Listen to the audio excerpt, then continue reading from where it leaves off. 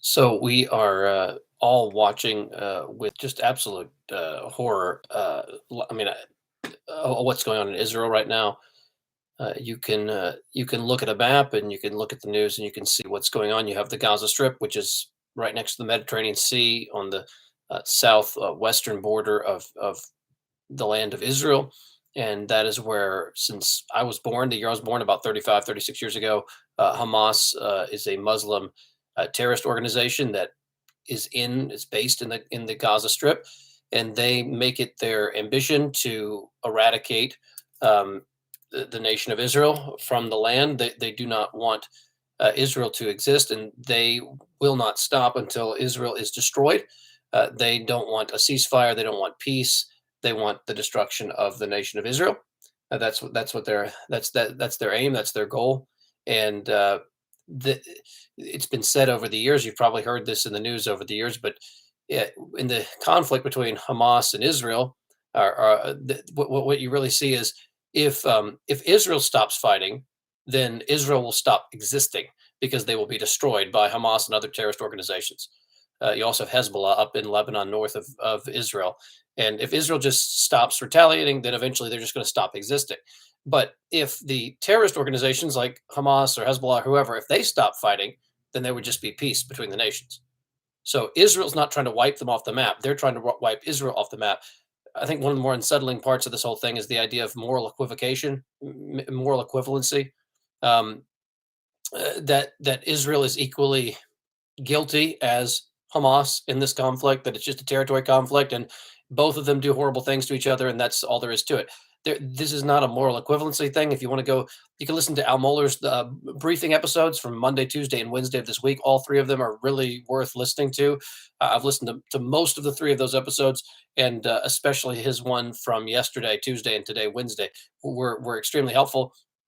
There are other, of course, people that you can listen to online, but we need to see here that Israel is sitting surrounded by a bunch of largely Muslim nations. You have Egypt to the south west. You have Saudi Arabia, obviously, and Yemen, and you've got Iran and Iraq, which are nearby. Iraq is in what used to be where Abraham lived, and old Babylon, and all that is you got Iraq, and then further to the west, further to the east, you've got Iran, and then up north, you've got Syria and Lebanon and Turkey, and these are all largely Muslim nations. As you look into it, you can see that you've got the Sunni and the Shiite Muslims. The Sunni are the majority Muslims. The vast majority of Muslims are Sunni. Some are also Shiite, but around them you have both kinds of Muslims in these nations around them, and largely hostile to the existence of Israel. You can see in biblical times on to today that the world hates uh, the Jewish people. That's just a running thing through the history of the Jewish nation. Whether it's the way that they're treated in the Old Testament, whether it's the Philistines or the Assyrians or the Babylonians or whoever it might be, they are often treated and horribly, and people attempt to wipe them off the map. God is preserving them.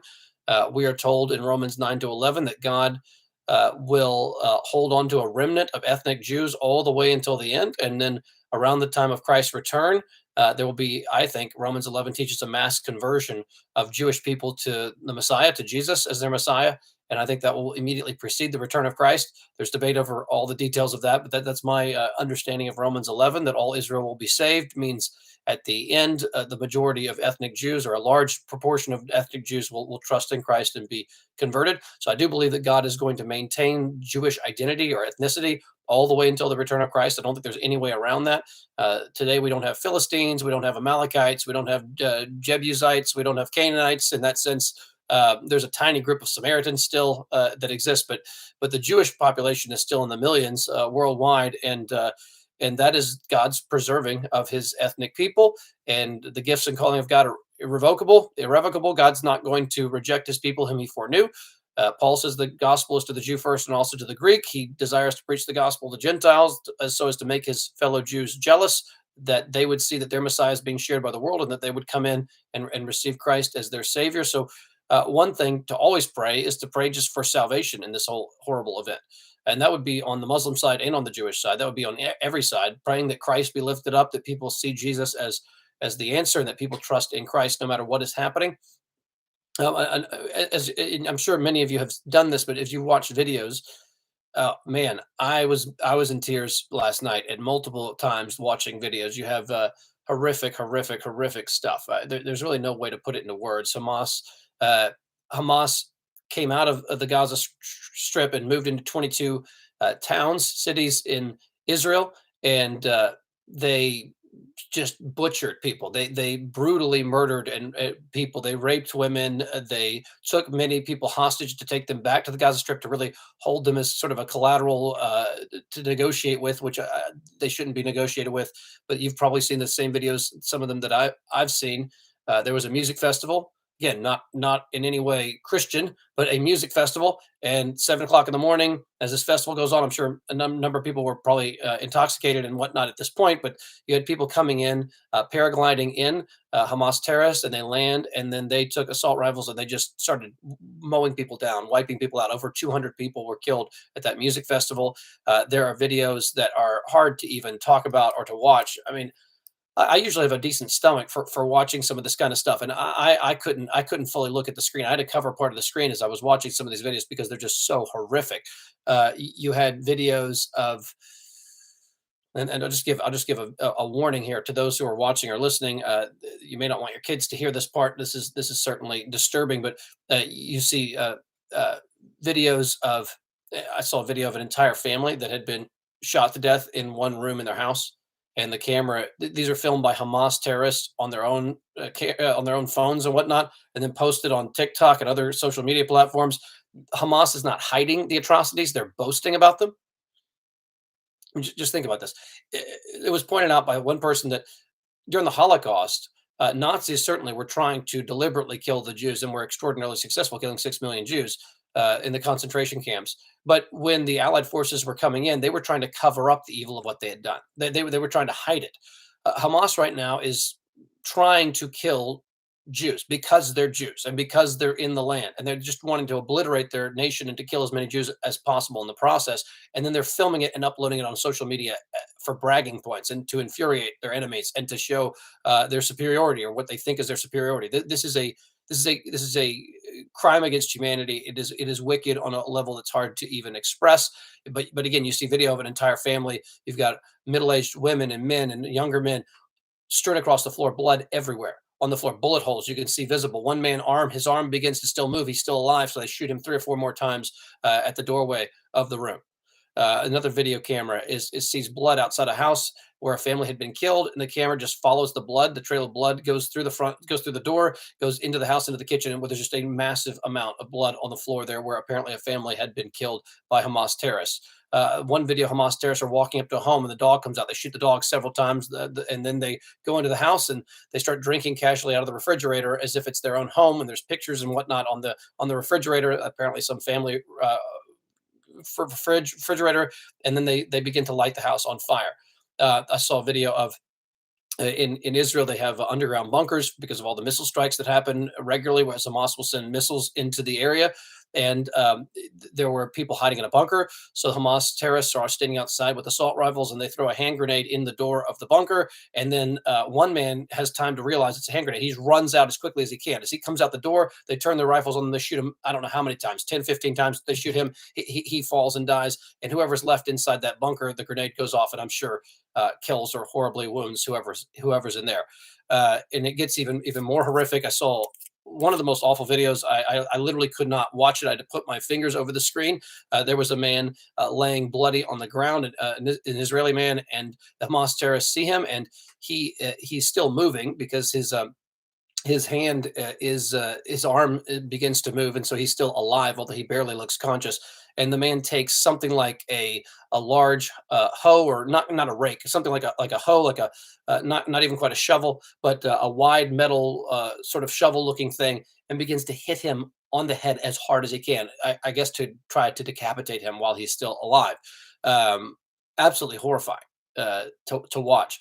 There's video of four, say, middle-aged people, mostly women, maybe three women and one man. I can't quite tell. And you can see the clothes that they're wearing as they're being taken away as hostages by Hamas. And then there's a second video a little later. It shows the same four people because you can see their shorts and shirts and whatnot all match up. The four of them lying dead on the ground after they had been, no doubt, executed by gunshot just moments or minutes after that first video had been taken. Washington Post, I believe, identified that, or one of those online resources.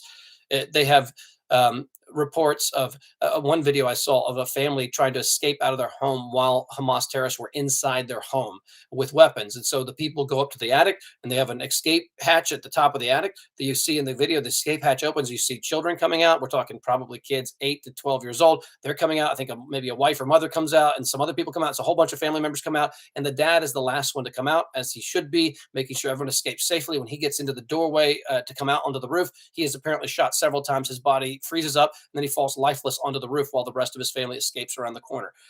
There's another video of a family that had been taken hostage by Hamas terrorists, and the Hamas terrorists are filming the video. You have apparently a mom and dad, and then they have their son and their daughter. The daughter maybe 8 years old, the son maybe 6 or 7 years old, close to the age of my son. And apparently, the oldest daughter had been killed already by Hamas terrorists. Or one of the daughters had been killed by Hamas terrorists, and the terrorists are in the room filming it and talking to this family. And the son begins to cry. I did not want her to die. I did not want her to be dead, referring to his sister.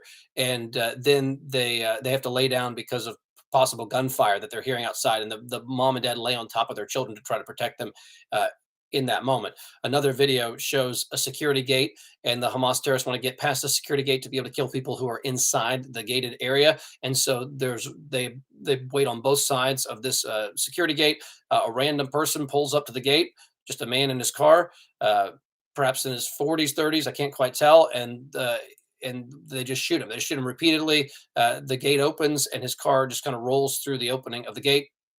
Another video is people leaving that music festival that I mentioned earlier, and they're getting shot at, and so they can either run into the desert where there's just flat land where they'll get mowed down, or they get in their cars. And many dozens of cars, I don't know, scores of cars, they try to escape down the one road to get out, and there are, I don't know, a dozen or more Hamas terrorists down the road with assault rifles. And there's one dash cam video of the car driving down that road to escape, and they don't quite know what's going on at first. And there's a man standing there. He begins firing into their car, and they begin speeding away. And as they go, more and more are firing into their car until eventually the driver and whoever's in the car, I'm sure, is shot and killed. And the car just begins to drift off and smash into another car.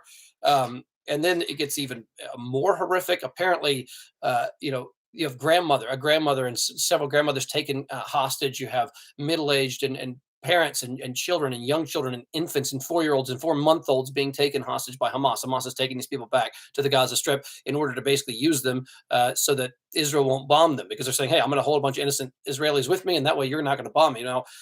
You have to understand the way this works is Israel must respond to this. You must retaliate to this kind of wickedness and evil. It must be dealt with, and the Israeli government must do this in a way that minimizes casualties and collateral damage, of course. And they're doing everything they can. They're sending out a radio, and they're sending out all kinds of signals to tell people to get out of certain areas and to go south to the southern border of Gaza, which is where the Egyptian border lines up. Now, Egypt is not letting these people through, last I heard, through the southern Gaza border into Egypt. They're not letting that happen. But the people are meant to at least get south so that where the military bases are more north in the Gaza Strip can be hit. I've heard that military bases are even some of them in the bottom of hospitals because they want to put themselves in a place where if they were to get bombed, they would also blow up innocent people in the hospital as well. So just barbaric stuff. The Hamas terrorists do not care about innocent people dying. They're just participating in that, and that's why they're taking as many children and young people and families as they possibly can. I saw image of a family of 4 where the family had all been killed.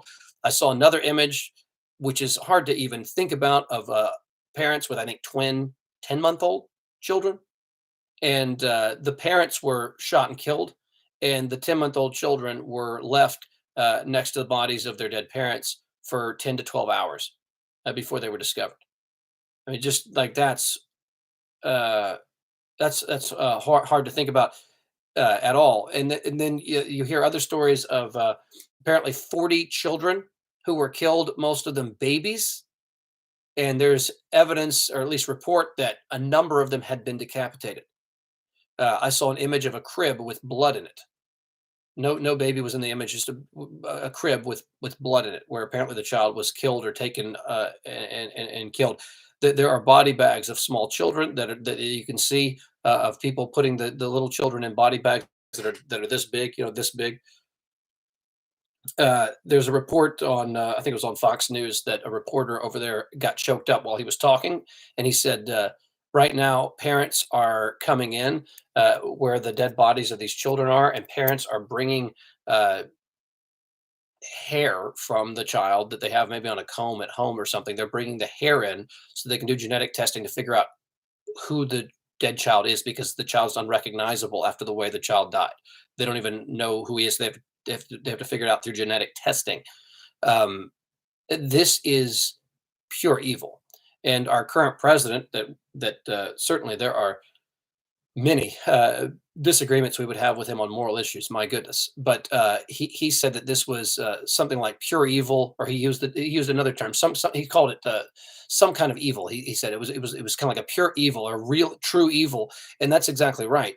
And Al Mohler pointed out this morning on the briefing that it's in moments like this that we feel deep down in our bones that evil really exists in this world. True, pure, wicked, Nazi-like evil exists in this world still to this day. And the worldview that supports the existence of evil is a theistic worldview, the Christian worldview. This is the worldview that grounds the idea that there is such a thing as evil. If atheistic evolutionary beliefs are true, then all you have are opinions about moral issues that are based on your evolutionary development and that are neither right nor wrong. They're just opinions. They're just the way you've evolved, just the way you feel, just the way you think, but they're not objectively right or wrong. But in the Christian worldview, we actually have a grounding for actual moral right and wrong, because God Himself, in His character, is the standard of morality. And therefore, to go against God's character is to go against what is right, and to do what is wrong. And so we need to understand very clearly that when these things come up, this is not something that we can simply write off as subjective or as relative or as something from the postmodern worldview. The postmodern worldview does not support this kind of stuff. So it is something, I think, in these moments that you get the moral clarity that we so much need to know that this is pure evil. This is wicked. And again, what needs to be understood here is when Israel does a counterstrike, whether it's going to involve some missile strikes or sending troops into the Gaza Strip, people are going to try to often treat this as a moral equivalency, as if these are morally equal things, as if Israel is violent and the Hamas terrorists are violent. No, this is not moral equivalency. This is so important to see. Israel is not taking women and raping them and taking them back. Israel is not decapitating infants. Israel is not bragging on social media about how many innocent people they've killed, how many families they have butchered in their homes. Israel's not doing that. This is not a moral equivalency thing at all. The Hamas terrorists hate Israel because they're Israel. They hate Jews because they're Jews. They hate them there because they hate them there. This is a racially charged thing, and they are a terrorist organization bent on nothing but wiping them off the map and killing as many as they can. And they don't give a rip about innocent or whatever it is. Israel is obligated to counterstrike. If Israel does nothing, what does that tell you? No, there is such a thing as just retaliation in this kind of a situation, and Israel has absolutely the right and even the necessity to respond to this and to counterstrike with Hamas. Absolutely, they do. Now they want to do it in a way that minimizes as many casualties as possible. But if there are casualties from people who are taken and are held, if a terrorist is hiding behind an innocent person taken hostage, then you have to understand the Hamas terrorist is the one guilty of innocent death at that point. That's how we need to understand this, and that is so I think critically important.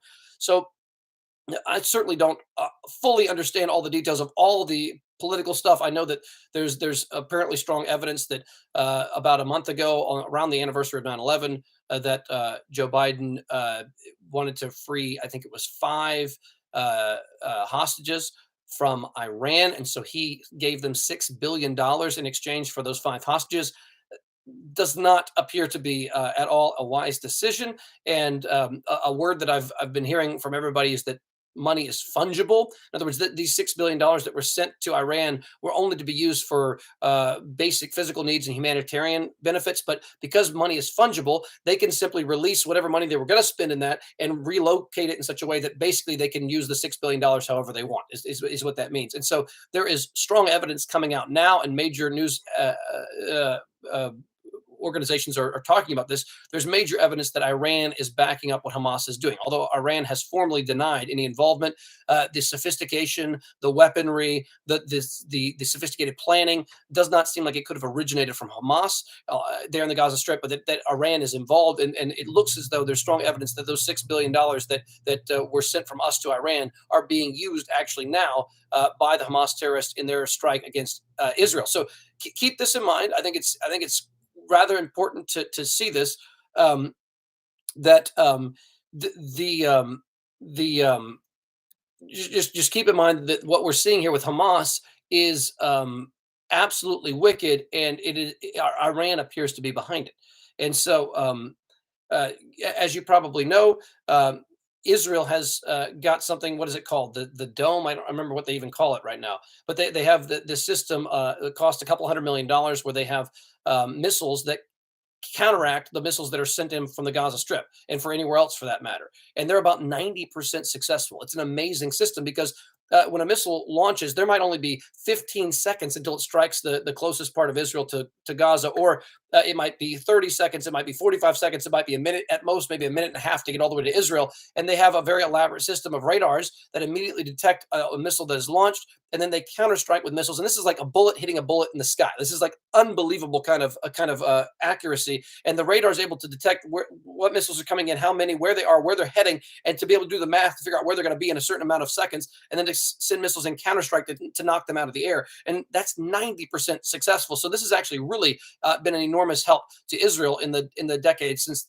I think 2006 or around there is when they first put the dome in place, and that's been extraordinarily helpful and effective. But this is the most drastic strike on Israel. Um, I've heard some people say since the Holocaust. I've heard other people say since 1973 with the Yom Kippur War, which happened also 50 years ago, almost to the day of when this strike happened on the 50th anniversary.